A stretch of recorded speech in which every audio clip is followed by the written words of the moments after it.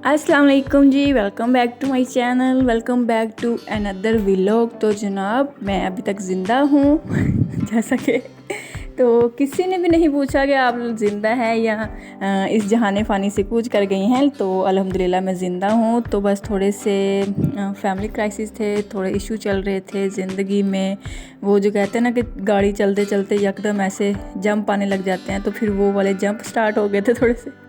लेकिन ऐसा भी नहीं है कि मुझे किसी ने याद नहीं किया। एक मेरी बहुत ही प्यारी सी सब्सक्राइबर हैं, उन्होंने मुझे 2-3 दफ़ा पूछा है कि आप ये आपके व्लॉग क्यों नहीं आ रहे। तो उनका बहुत बहुत ज़्यादा शुक्रिया मेरे व्लॉग्स देखने का, मुझे एहसास कराने का, फ़ील करवाने का कि मेरे भी कोई मतलब अहमियत है साड़ी कोई अहमियत है, वो वाला हिसाब।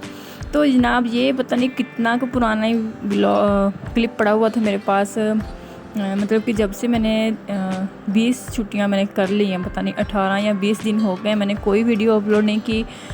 बहुत ही ज़्यादा मेंटली तौर पे मैं अपसेट थी, और अब थोड़े से जो हालात हैं ना वो कंट्रोल में हैं अल्हम्दुलिल्लाह अल्हम्दुलिल्लाह। लेकिन इतने भी नहीं हैं। आप सब लोग प्लीज़ प्लीज़ दुआ कीजिएगा कि मेरे जो परेशानी है वो हल हो जाए, जो हमारा मसला है वो हल हो जाए।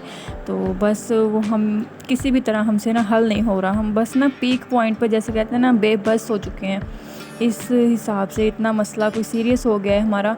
तो बस अल्लाह ताला से दुआ है कि अल्लाह ताला अपना करम फरमाए, अपनी जो आजमाइश हमें दी है उसको बर्दाश्त करने की हिम्मत दे हमें। तो बस ये सोच के हिम्मत हो जाती है कि इंसान पे अल्लाह ताला उतना ही बोझ डालते हैं जितना वो बर्दाश्त कर सके, उतनी ही आजमाइश आती है जितना वो बर्दाश्त कर सके। तो बस ये भी अल्लाह ताला की तरफ से कोई आजमाइश है जो हम भुगत रहे हैं। तो बस अल्लाह ताला हमें हिम्मत दे, मेरी फ़ैमिली को, मेरी अम्मी को। तो बस आप सब लोग भी दुआ कीजिएगा, और इंशाअल्लाह ज़रूर अल्लाह ताला हमारी मुश्किल हल फरमाएंगे। हमें बहुत उम्मीद है अल्लाह ताला से।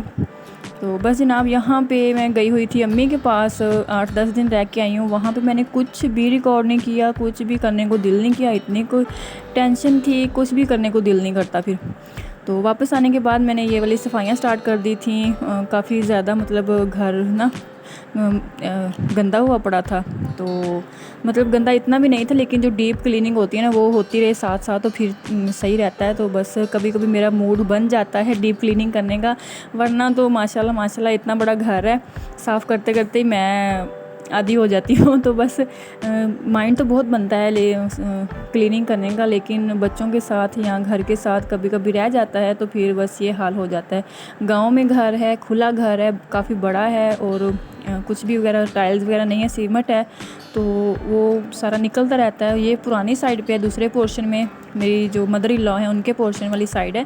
तो वहाँ पे ये देखें ये हाल है, और सेहन का ये हाल था मेरे का। 8-10 दिन में रह के आई हूँ, और ये हाल हो गया था पीछे से।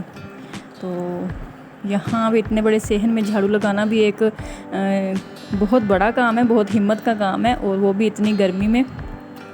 तो बस मैंने आज सोचा हुआ था कि आज बस मैंने सफाइयाँ करके ही दम लेना है, सफाइयाँ करके मैंने सांस लेनी है। तो बस मैंने वही अपना काम किया, सफाइयाँ वगैरह की सारी, अंदर से बाहर से हर तरफ से, उस पोर्शन से इस पोर्शन से।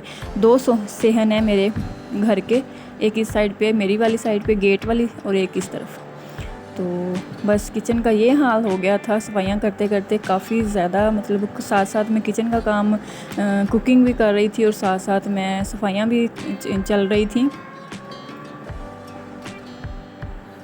किचन भी मेरा ओपन ही है, कुछ भी नहीं है इसमें, मतलब जैसे होता है ना आम नॉर्मल गांव में, वैसे ही है, नॉर्मल सा किचन है। और ये देखें फातिमा का हाल आप देख सकते हैं, क्या हाल हो गया इसका सफाइयाँ कर कर के तो मुझसे ज़्यादा सफाई तो इसने की है, पोछे का काम इसने किया है, क्योंकि पोछे वगैरह मैं नहीं लगाती, इतने नहीं लगाती, लेकिन लगाती हूँ कभी कभी, लेकिन इतना रेगुलरली नहीं लगाती। तो बस जनाब ये रात का टाइम है, और इन जनाब को खाने के अलावा कोई नहीं सूझता, कुछ भी नहीं सूझता, खा लिया और सो लिया और लड़ लिया। और अभी भी जनाब शवारमे की शामत आई हुई है। तो डेली रात को कुछ ना कुछ इनको चाहिए होता है, या तो आलू की चिप्स होते हैं या शवारमा वगैरह कुछ भी हो। नेक्स्ट डे ये था एलोवेरा का प्लांट जो था वो मेरा बिल्कुल ख़त्म हो गया था, ड्राई हो गया था। उसको मैंने रीन्यू करने का सोचा कि इसको भी कुछ करते हैं, क्या पता ये ग्रो कर ही जाए। तो ये बिल्कुल डेड हो गया था, पौधे जो थे इसके बिल्कुल खुश्क हो गए थे, ड्राई हो गए थे, लेकिन इनमें अभी भी थोड़ा थोड़ा ग्रीन ग्रीन था। तो फिर मैंने सोचा कि इसकी मैं मिट्टी चेंज करती हूँ। तो मिट्टी को मैंने चेंज किया और इन बोतल्स में मैंने भर दिया, क्योंकि ये जो स्टील वाला था इसमें नीचे सुराख नहीं था या पानी की ना मसला हो रहा था, फिर इसलिए मैंने। तो जनाब फातिमा की वॉइस के लिए उसने भी वॉइस ओवर में अपना हिस्सा डाल लिया है, उसके लिए माजरत नहीं, बिल्कुल भी नहीं, क्योंकि ये मेरे साथ ही रहेंगे। जहाँ भी मैं रहूँगी वहाँ पे मेरे बच्चे होंगे।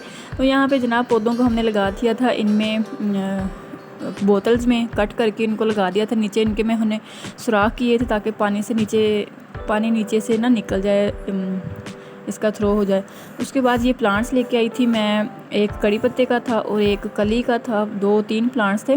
और साथ मैंने पुदीना थोड़ा सा लेके आई थी, वो मैंने लगाया। और इसका आप हाल देखें बाद में, अभी मैं आपको दिखाऊंगी। ये ऐसे नहीं रहे थे बिल्कुल भी, ये बिल्कुल ख़त्म हो गए थे, डेड हो गए थे बाद में। शायद किसी ने पानी नहीं दिया था, क्योंकि मैं फिर अम्मी के पास चली गई थी 5-6 दिन के लिए और पीछे से इनका बहुत बुरा हाल हुआ था। वो मैं नेक्स्ट व्लॉग में आपके साथ शेयर करूँगी।